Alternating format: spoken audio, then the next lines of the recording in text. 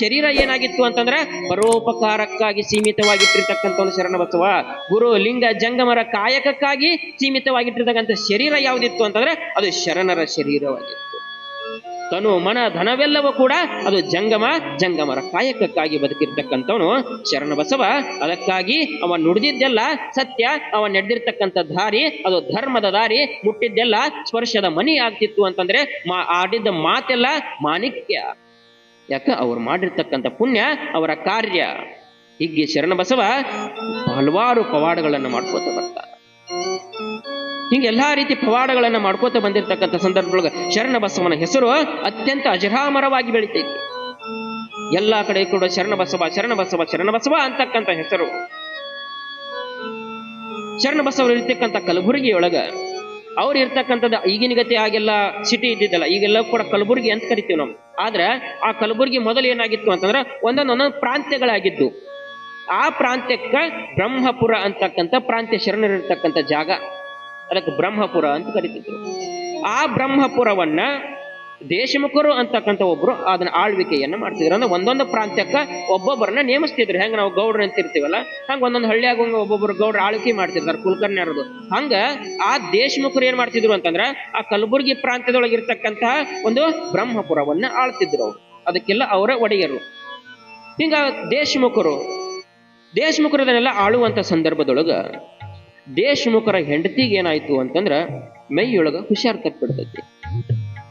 ಬಹಳಷ್ಟು ಆರಾಮಿರಂಗಲ್ಲ, ಯಾವುದೋ ಒಂದು ದೊಡ್ಡ ರೋಗ ಬಂದ್ಬಿಡ್ತೈತಿ. ಸಾವುಕಾರ ಅವರೆಲ್ಲ ಇಡೀ ಬ್ರಹ್ಮಪುರವನ್ನ ಆಳ್ತಕ್ಕಂಥವ್ರು ಅಲ್ಲಿ ತೋರಿಸ್ತಾರ, ಇಲ್ಲಿ ತೋರಿಸ್ತಾರ, ದವಾಖಾನಿಗೆ ತೋರಿಸ್ತಾರ, ನಾಟಿ ವೈದ್ಯ ಮಾಡಿಸ್ತಾರ, ಎಲ್ಲಾ ದೇವರಿಗೆ ಹೋಗ್ತಾರ. ಎಲ್ಲಿ ಹೋದ್ರೂ ಕೂಡ ಏನಾಗಲ್ಲ, ಅವ್ರಿಗೆ ಬಂದಿರತಕ್ಕಂತಹ ರೋಗ ಹೋಗಂಗಲ್ಲ. ದೇಶಮುಖರ ಹೆಂಡತಿ ಮ್ಯಾಗ ಬಹಳ ಪ್ರೀತಿ ಇರ್ತಾರ ಅವರು. ಅಂತ ಪ್ರೀತಿ ಇರ್ತಕ್ಕಂಥ ಹೆಂಡತಿ ಯಾವಾಗ ಹಾಸಿಗೆ ಹಿಡಿದ್ಲು ಚಿಂತೆ ಬಿಡುತ್ತದೆ ದೇಶಮುಖರಿಗೆ. ಸುತ್ತಾರ ಹೆಂಡತಿಗೋಸ್ಕರ ಸುತ್ತದೇ ಇರ್ತಕ್ಕಂತಹ ಒಂದು ಜಾಗನ ಇಲ್ಲ. ಎಲ್ಲ ಕಡೆ ಸುತ್ತಿ ಸಾಕಾಗಿ ಬಿಟ್ಟಿರ್ತೈತಿ. ಇನ್ನು ಭಗವಂತ ಏನು ಮಾಡ್ತಾನೋ ಅಂತ ಮನೆಯೊಳಗೆ ಹಾಕೊಂಡು ಕೂತಿರ್ತಾರ.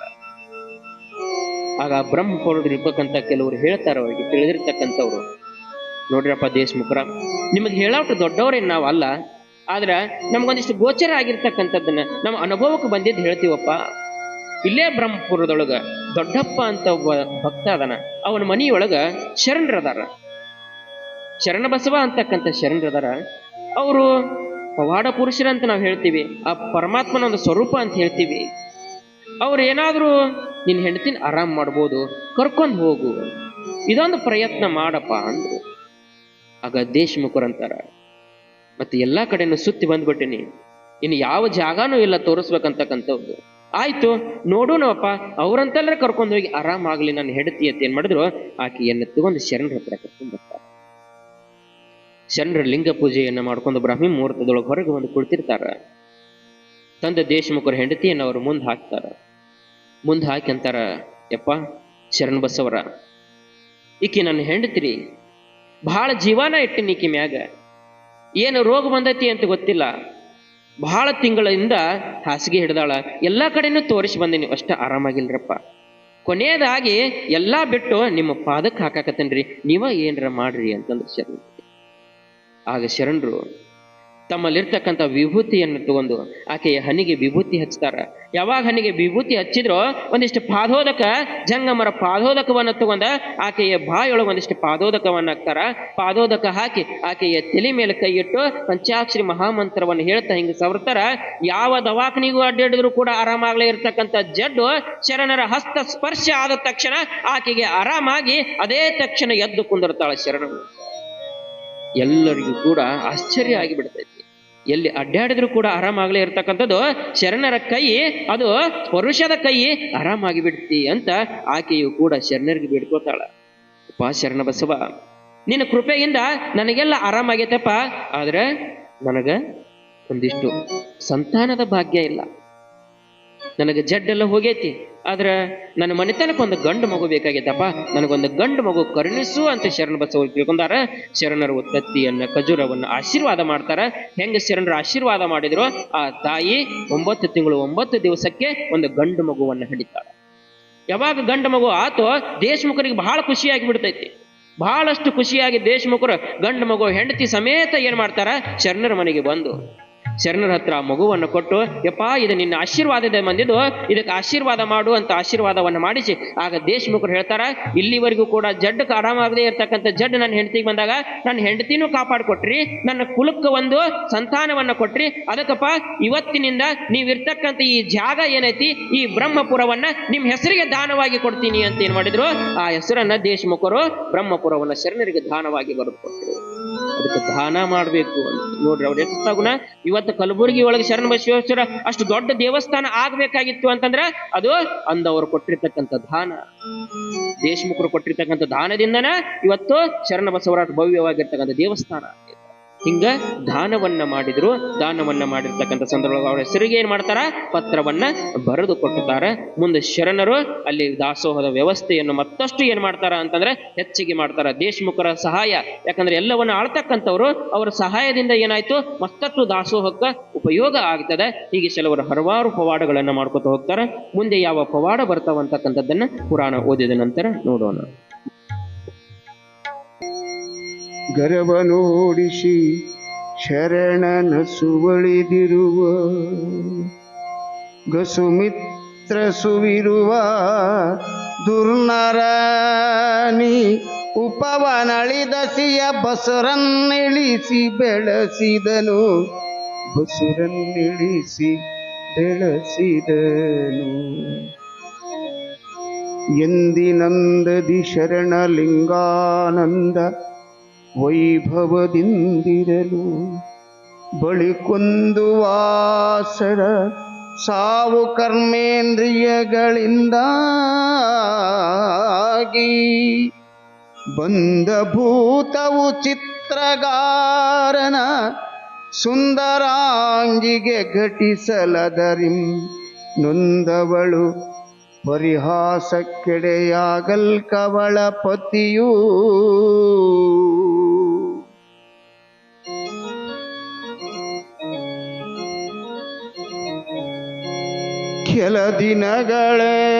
ಕೆಲ ದಿನಗಳೆಂದೆನ ದಿನಗಳೆಬ್ದ ಭವಾಪುರದೊಳಗೆ ಬಹುದಿನ ಬೇನೆಯಿಂ ನವೆದಳಿದ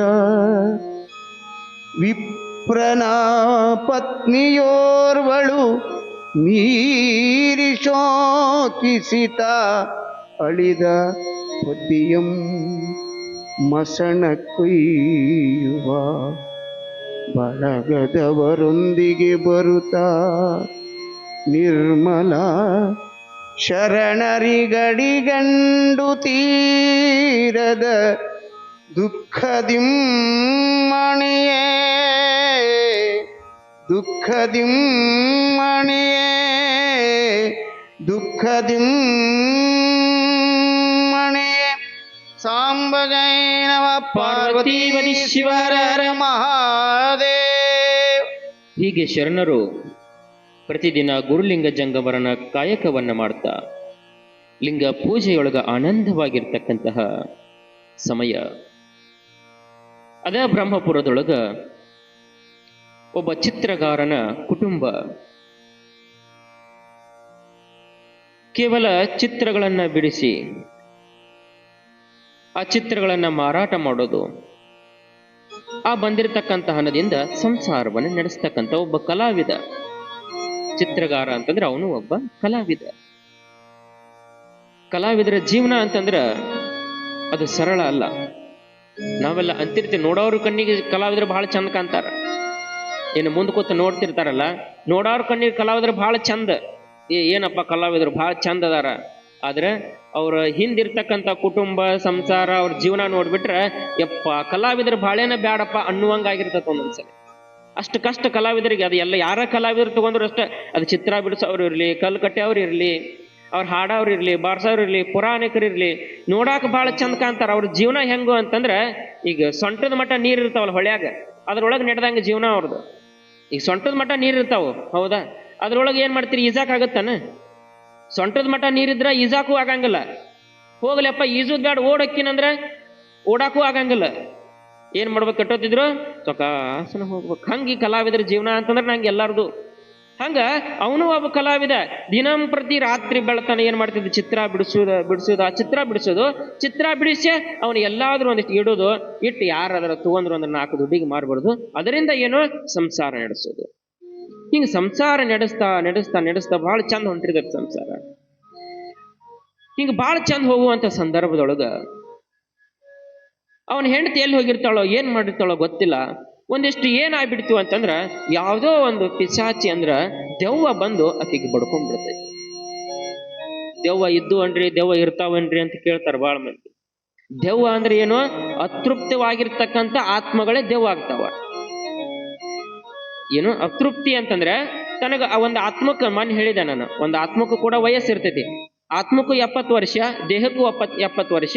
ಆತ್ಮಕ್ಕ ದೇಹಕ್ಕೆ 70 ವರ್ಷ ಆಗ್ಲಾರ ಕೇವಲ ದೇಹ 60ಕ್ಕೆ ಸತ್ತಿ ಅಂತಂದ್ರ ಇನ್ 10 ವರ್ಷ ಆತ್ಮ ಏನೋ ಅಂತರ್ಪಿಶಾಚಿಯಾಗಿ ಅಲಿತೈತಿ. ಅದ ದೆವ್ವ ಅಂತ ಕರಿತೀವಿ ನಾವು. ಅವು ಯಾಕಂದ್ರೆ ಕೆಲವೊಂದಿಷ್ಟು ಹಿಂದಿನ ಜನ್ಮದಲ್ಲಿ ಮಾಡಿರ್ತಕ್ಕಂಥ ಕರ್ಮಗಳು ಇರ್ತಾವ. ಆ ಕರ್ಮದ ಫಲವಾಗಿ ಕೂಡ ಕೆಲವೊಂದಿಷ್ಟು ದೆವ್ವಗಳಾಗಿರ್ತಾವ. ಇಲ್ಲ ಒಂದಿಷ್ಟು ಆಸೆ ಇಟ್ಕೊಂಡು ಸತ್ತಿರ್ತಾವ. ಬೇಕಂತ ಸಾಯು ಕಾಲಕ್ಕೂ ಆಸೆ ಬಿಡ್ಲಾರ ಸತ್ತಿರ್ತಾವಲ್ಲ ಅಂತಿರ್ತಾರ ನೋಡಿ, ದೆವ್ವ ಆಗೈತಿ. ಅದಕ್ಕೆ ಏನ್ ಬೇಕು ಕೇಳ್ರಪ್ಪ, ಇಟ್ಟು ಕಳಿಸಿದ್ರ ಆತದನ್ನ ಅಂತಿರ್ತಾರಲ್ಲ. ಹಂಗ ಒಂದು ಯಾವ್ದು ಏನ್ ಆಸೆ ಇತ್ತು ಗೊತ್ತಿಲ್ಲ, ಒಂದು ದೆವ್ ಬಂದು ಏನ್ ಮಾಡ್ತೀವಿ, ಚಿತ್ರಗಾರ ಹೆಂಡತಿ ಪಡ್ಕೊಂಡು ರಾತ್ರಿ ಎಲ್ಲ ಸುಮ್ಮಿರುದು. ಹಗಲಿ ಇವ ಗಂಡ ಚಿತ್ರ ತಗೊಂಡು ಹೊರಗೆ ಹೊಂಟ ಅಂದ್ರೆ ಸಾಕು, ಎದ್ದು ಬಿಡೋದು. ಹೇಳ್ತೀನಿ ದೇವ್ರಿ, ದೆವ್ವ ಇದ್ದಾಗ ನೋಡ್ರಿ, ಇಲ್ಲಿ ದೆವ್ ಹೆಂಗ್ ಎದ್ದಿರ್ತಾವ. ಎಲ್ಲರೂ ಬಿಡಿಸಲ್ ಹೋಗಿರಲ್ಲ ದೆವ್ವ. ನಮ್ಮ ಕಡೆ ಕೆಲವೊಂದ್ ಮಂದಿ ಇರ್ತಾರ, ಏನೋ ಮೊದ್ಲ ಅರ್ಧ ದೆವ್ವ, ಇನ್ನು ದೆವ್ವಕ್ಕೆ ದೆವ್ ಬಡ್ಕೊಂಡ್ರೆ ಇನ್ನೂ ದೆವ್ ಎದ್ದಿರ್ತದ. ಬ್ರಹ್ಮ ರಾಕ್ಷಸ ಆಗ್ಬಿಟ್ಟಿರ್ತದ ಅದು. ಹೇಳ್ತೀನಿ, ಚಿತ್ರಗಾರ ಚಿತ್ರ ಮಾಡಿ ಇಡುದು, ಇದು ದೆವ್ ಎದ್ದು ಎಲ್ಲ ಹಾಳು ಮಾಡುದು, ಎಲ್ಲ ಹರಿದು ಹೋಗಿದು. ಮನ್ಯಾನ ಬಾಂಡೆ ಹೊರಗೆ ಹಾಕೋದು, ಮನ್ಯಾಗ ಅವ್ ಗಂಡಗ ತಿರ್ಬ್ಯಾಡ್ ಹೊಡಿದು. ನಾರ್ಮಲ್ ಇದ್ದಾಗ ಹೊಡಿತಾರೆ, ದೆವ್ ಬಂದಾಗ ಹೊಡಿದ್ದು. ದೆವ್ ಬಂದು ಏನ್ ಮಾಡಿ ದಿನ ಕಿರಿಕಿರಿ ಅದ್ ಬಿಡ್ತಿ. ಎಲ್ಲರೂ ಅಲ್ಲಿ ಇಲ್ಲಿ ಕರ್ಕೊಂಡು ಹೋಗಂತಾರ. ಏನ್ ಮಾಡ್ತಾನೆ ಚಿತ್ರಗಾರ, ಪಾಪ 4 ದುಡ್ಡು ಅದರಿಂದನೇ ಬರ್ತಿರ್ತಾವ. ಆಕಿನ ಕರ್ಕೊಂಡು ಹೋಗಿ ಸಾಕಾಗ್ಬಿಡ್ತಾವ. ಅವ್ರು ಅಲ್ಲಿ ಚೀಟಿ ಕಟ್ತಾರಂದ್ರೆ ಅಲ್ಲಿ ಹೋಗೋದು, ಅಲ್ಲಿ ದರ್ಗಾಕ್ ಹೋಗಿ ಅವ್ರ ದೆವ್ವ ಬಿಡಿಸ್ತಾರಂದ್ರೆ ಅಲ್ಲಿ ಹೋಗೋದು, ಯಾರು ಬೇನ್ ತಪ್ಪಲೆ ಬಡಿತಾರಂದ್ರೆ ಅಲ್ಲಿ ಬೇನ್ ತಪ್ಪಲೆ ಬಡ್ಸೊಂಬರೋದು, ನವಲ್ಗೆರ್ಲೆ ಬಡಿತಾರಂದ್ರೆ ನವಲ್ಗೆರ್ಲೆ ಬಡ್ಸೊಂಬರೋದು. ಹಿಂಗ ಅವಂಗ ಎಲ್ಲಾ ಕಡೆ ಸುತ್ತಿ ಸಾಕಾಗ್ಬಿಡುದು. ಯಾರು ಏನ್ ಹೇಳ್ತಾರ ಅದನ್ನ ಮಾಡೋದು, ಯಾರು ಏನ್ ಹೇಳ್ತಾರ ಅದನ್ನ ಮಾಡೋದು. ಮೊದಲ ಬಡತನದ ಕುಟುಂಬ. ಏನ್ 4 ದುಡ್ಡು ಬೇಕಂದ್ರೆ ಚಿತ್ರ ಬಿಡಿಸಬೇಕು. ಆ ಬಿಡಿಸಿದ ಚಿತ್ರನು ಇದು ದೆವ್ ಬಂದೆಲ್ಲ ಹರಿದೋಗಿ ಬಿಡ್ತಿ. ಸಾಕಾಗಿ ಬಿಡ್ತಿವಂಗ ಏನ್ ಮಾಡ್ಬೇಕಪ್ಪ ಅನ್ನೋದ್ರದಾಗ ಒಂದಿಷ್ಟು ಮಂದಿ ಹೇಳ್ತಾರ, ನೋಡಪ್ಪ ಶರಣರಂತಲ್ಲಿ ಕರ್ಕೊಂಡು ಹೋಗು. ಎಂತೆಂತ ದೇಶಮುಖರಿಗೆ ಹೆಂಡತಿಗೆ ಬಂದಿರ್ತಕ್ಕಂಥ ಜಡ್ಡ ಕಳೆದಾರಂತ, ಮತ್ತೆ ಅವ್ರಂತಲ್ಲಿ ಹೋದ್ರೆ ನಿನ್ನ ಹೆಂಡತಿಗೆ ಬಂದಿರ್ತಕ್ಕಂಥ ದೇವನು ಬಿಟ್ಟು ಹೋಗ್ಬೋದು, ಶರಣರ ಹತ್ರ ಕರ್ಕೊಂಡು ಹೋಗುವ. ಆಯ್ತತ್ ಮತ್ತೆ ಒಬ್ಬರಿಗೆ ಬಗ್ಗಂಗಿಲ್ಲ ದೆವ್ವ. 4 ಮಂದಿ ಹಿಡ್ಕೊಂಡು ಏನ್ ಮಾಡಿದ್ರೆ ಆಕಿನ ಎಳ್ಕೊಂಡು ಹೋದ್ರು. ಬಿಡ ಹಂಗ ಬಿಡ ಹಿಂಗ ಬಿಡ ಕೂದ್ಲಾ ತಿರ್ಗಾಡಿತ್ತು ದೆವ್ವ. ಹೋಗಿ ಕರ್ಕೊಂಡು ಹೋಗ್ತಾರೆ ಶರಣರ ಹತ್ರ ಕರ್ಕೊಂಡೋಗಿ ಶರಣರ ಲಿಂಗ ಪೂಜೆ ಮಾಡ್ಕೊಂಡು ಆನಂದವಾಗಿ ಕೂತಿರ್ತಾರ. ಯಾವಾಗ ಶರಣರು ಕೂತಿದ್ರು, ಆ 4 ಮಂದಿ ಮೊದಲು ಏನ್ ಮಾಡ್ತಾರ ಅಂತಂದ್ರ, ಆ ದೆವ್ವನ ಏನ್ ಮಾಡೋದಾಕಿನ ಶರಣರ ಪಾದಕ್ಕೆ ನಮಸ್ಕಾರ ಮಾಡಿಸ್ಬೇಕಂತ 4 ಮಂದಿ ಕೂಡ ಏನ್ ಮಾಡ್ತಾರ, ಆಕಿನ ಹಿಡಿದ ಒಂದಿಬ್ಬರು ಕೈ ಹಿಡಿದ ಏನ್ ಮಾಡಿದ್ರು, ತಲೆ ಹಿಡಿದ ಆ ಶರಣರ ಪಾದಕ್ಕ ಆಕೆ ಹನಿಯನ್ನು ಒತ್ತಾರ. ಯಾವಾಗ ಆಕೆ ಹನಿ ಶರಣರ ಪಾದವನ್ನ ಸ್ಪರ್ಶ ಮಾಡ್ತೀವೋ, ಶರಣರ ಪಾದ ಸ್ಪರ್ಶ ಮಾಡೋದ ತಡ ನಾ ಬಿಟ್ಟು ಹಾಕೊಂಡ್ರಿ ಅಪ್ಪ, ನನ್ ಸುಡಾಕತ್ತೋ ಅಂತ ದೆವ್ ಏನ್ ಮಾಡಿತ್ತು ಅಂದ್ರೆ, ಶರಣರ ಪಾದ ಸೋಗಿದಾಗ ಬಿಟ್ಟು ಓಡ್ ಹೋಗಿ ಬಿಡ್ತದೆ ದೆವ್ವ. ಶರಣರ ಪಾದದೊಳಗ ಬೆಂಕಿ ಇರ್ತದೆ. ಯಾಕೆ ಪಾದಕ್ಕೆ ನಮಸ್ಕಾರ ಮಾಡ್ಬೇಕಂತಂದ್ರ, ಆ ಪಾದದೊಳಗೆ 2 ಹೆಬ್ಬಳ ಇರ್ತಾವಲ್ರಿ, ಜಂಗಮರ ಹೆಬ್ಬಳು, ಗುರುಗಳ ಹೆಬ್ಬಳು. ಆ ಹೆಬ್ಬಳು ಬಹಳ ಮುಖ್ಯ. ನಾವು ಹನಿ ಹಚ್ಚಬೇಕಾಗಿತ್ತು ಅಂತಂದ್ರ, ಇದು ನಮ್ಮ ನೇರವಾಗಿರ್ತಕ್ಕಂಥ ಬಿಂದು ಇಟ್ಕೊಳ್ತೈತ್ಲ, ಇದು ಏನಾಗಿರ್ಬೇಕು, ಆ ಜಂಗಮರ ನಾವು ಪಾದ ನಮಸ್ಕಾರ ಮಾಡೋರ 2 ಹೆಬ್ಬಳಿಗೆ ಹತ್ತಿರ್ಬೇಕು. ಅಂದ್ರೆ ಆ ಹೆಬ್ಬಳದೊಳಗ ಅಗ್ನಿ ಇರ್ತೈತಿ ಅಂತ. ಅಗ್ನಿ ತತ್ವವನ್ನ ಪರಮಾತ್ಮ ಜಂಗಮರೊಳಗ ಅಗ್ನಿ ತತ್ವವನ್ನು ಹೆಬ್ಬರಿನೊಳಗೆ ಜಾಸ್ತಿ ಕೊಟ್ಟಿದ್ದಾನೆ. ಅಗ್ನಿ ಅಂತಂದ್ರೆ ಯಾವುದೇ ವಸ್ತು ಇದ್ರೂ ಕೂಡ ಸುಡ್ತಕ್ಕಂಥದ್ದು ಯಾವುದು ಅಗ್ನಿ. ಅಗ್ನಿ ಮುಂದೆ ಯಾವುದೂ ಅಲ್ಲ, ಎಲ್ಲವನ್ನ ಸುಡ್ತಕ್ಕಂಥದ್ದು. ಹಂಗ ಯಾವಾಗ ನಮ್ಮ ಹನಿ ಆ ಹೆಬ್ಬಳಿಗೆ ಹತ್ತತೋ ಆಗ ನಮ್ಮ ಪಾಪ ಎಲ್ಲ ಇಲ್ಲಿ ಸಂಗ್ರಹ ಆಗಿರ್ತೈತಿ. ಅವ್ರ ಪಾದಕ್ಕೆ ನಾವು ಹಚ್ಚೋದ್ರಿಂದ ಏನಾಗತ್ತ, ಆ ಪಾಪ ಕೂಡ ಅಲ್ಲಿ ಸುಟ್ಟು ಹೋಗುತ್ತೆ. ಹೆಂಗ್ ಹಚ್ಬೇಕು, 1 ಸೆಕೆಂಡ್ 2 ಸೆಕೆಂಡರ ನಮ್ಮ ಹನಿ ಹತ್ತಿರ್ಬೇಕು ಅವ್ರಿಗೆ. ನಾವು ನಮಸ್ಕಾರ ಮಾಡೋದ ಬೇರೆ, ನಮ್ಮ ಪಾಪ ಎಲ್ಲಿ ಸುಟ್ಟು ಹೋಗ್ಬೇಕು. ಅವ್ ಅಲ್ಲಿರ್ತಾವ ಪಾದ, ನಾವ್ ಇಲ್ಲೇ ನಮಸ್ಕಾರ ಮಾಡಿರ್ತೀವಿ. ಇನ್ನು ಕೆಲವ್ರು ನೋಡ್ಬೇಕು, ಅದು ಯಾರು ಕಲಿಸ್ಯಾರ ಗೊತ್ತಿಲ್ಲ, ಅವ್ ಸೆರಗಿರುತ್ತೆ ಅದನ್ನ ತಗೊಂಡ್ ಹಿಂಗ ಮ್ಯಾಗ ಇಟ್ಟು ನಮಸ್ಕಾರ ಮಾಡ್ತಾರ. ಮನ್ಯಾಗ ಮಾಡಿಬಿಡ್ಬೇಕಿಲ್ಲ ಸೆರಗಕ್ಕೆ ಹಿಂಗ್ ನಮಸ್ಕಾರ. ಅವ್ರು ಯಾರ ಅತ್ತಿಗೆ ನಮಸ್ಕಾರ ಮಾಡಿಲ್ಲ, ಅತ್ತಿ ಮನ್ಯಾಗ ಹಿಂಗ ಅತ್ತಿ ಕುಂತಿರ್ತಾಳ, ಕಾಲ್ ಚಚ್ಕೊಂಡ ಹೋಗೋ ಮುಂದೆ ಕಾಲ್ ಬಡಿತೈತಿ. ಸೊಸಿದ ಅತ್ತಿಗೆ ಕಾಲ್ ಬಡಿತಿ ಅಂದ್ರೆ ಅತ್ತಿಗೆ ಹೆಂಗ್ ನಮಸ್ಕಾರ ಮಾಡ್ತಾರ? ಹೋಗಿ ಹಿಂಗ್ ನಮಸ್ಕಾರ ಮಾಡ್ತಾಕಿ ಹಂಗ್ ಮಾಡ್ಲಿಲ್ಲ ಅಂತ ಸೆರಗ್ ಇರ್ತದಲ್ಲ ಉದ್ದ ಸೆರಗ ಅತ್ತಿಗೆ ಹಿಂಗ್ ಬಡಿಸಿ ಸೆರಗಕ್ಕೆ ನಮಸ್ಕಾರ ಮಾಡಿದ್ಲು ಅಂತ ನಾವು ಹಂಗ ಮಾಡ್ತೀವಿ. ಹಂಗಲ್ಲ, ನಾವು ಏನಿರ್ಬೇಕು, ನಮ್ ಎರಡೂ ಕೈ ಅವ್ರ ಪಾದದ ಬುಡಕ್ಕಿಟ್ಟ ಆ ಹೆಬ್ಬಳು ನಮ್ ಹನಿಗೆ ಹತ್ತಿರ್ಬೇಕು. ಅಂದ್ರೆ ಏನಾಗತ್ತ, ನಮ್ಮಲ್ಲಿರ್ತಕ್ಕಂಥ ಪಾಪ ಸುಡ್ತೈತಿ. ಹಂಗ ಯಾವಾಗ ಆಕಿ ಒಂದು ಹನಿ ಶರಣರ ಪಾದಕ್ಕೆ ಹತ್ತು, ಶರಣರ ಪಾದದೊಳಗಿರ್ತಕ್ಕಂಥ ಅಗ್ನಿ ಆ ದೆವ್ವವನ್ನು ಸುಟ್ಟು ಬಿಟ್ಟು ಓಡಿಸ್ತದ. ಆಗ ಆಕೆಗೆ ಆಶೀರ್ವಾದವನ್ನ ಮಾಡಿ ಶರಣರು ಆ ಸಂಸಾರಕ್ಕ ನೀನು ಇನ್ನು ಮುಂದೆ ಚಲೋತಗ ಬಾಳ ತಾಯಿ ಅಂತ ಹೇಳಿ ಆಶೀರ್ವಾದವನ್ನ ಮಾಡಿ ಕಳಿಸ್ತಾರ. ಆನಂದವಾಗಿ ಶಿವಧ್ಯಾನ ಮಾಡ್ತಿರ್ತಾರೆ. ಯಾವಾಗ ಹಿಂಗ ಶಿವಧ್ಯಾನ ಮಾಡ್ತಾ ಅವ್ರು ಮುಂಜಾನೆ ಕುಂದಿರ್ತಾರ. ಅದೇ ದಿವಸ ಏನಾಗಿತ್ತು ಅಂತಂದ್ರೆ, ಅದೇ ಬ್ರಹ್ಮಪುರದೊಳಗ ಒಬ್ಬ ಬ್ರಾಹ್ಮಣರ ಮನೆತನದೊಳಗ ಮದುವೆಯಾಗಿ ಬಹಳ ದಿವಸ ಏನಾಗಿರಂಗಿಲ್ಲ, 1 ತಿಂಗಳು 2 ತಿಂಗಳು ಮದುವೆ ಆಗಿರ್ತೈತಿ. ಅಚಾನಕ ಏನಾಗ್ಬಿಡ್ತೀವಿ ಅಂತಂದ್ರ ಆ ಮದುವೆ ಆಗಿರ್ತಕ್ಕಂಥ ವರ ತೀರ್ಕೊಂಡು ಬಿಡ್ತಾನ. ಯಾವಾಗ ತೀರ್ಕೊಂಡು ಮನೆಯಾಗೆಲ್ಲ ದುಃಖ ತುಂಬತೈತಿ.